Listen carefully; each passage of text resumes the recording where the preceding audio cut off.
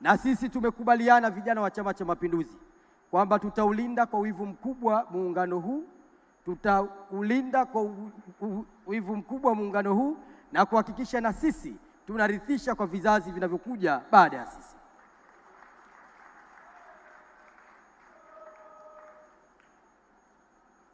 Ndugu mwenyekiti, nikielekea mambo mawili ya mwisho, la mwisho kabla ya kwenda kwa mwisho kabisa, tunakushukuru sana ndugu mwenyekiti kwa kuendelea kuwaamini vijana katika nafasi mbalimbali.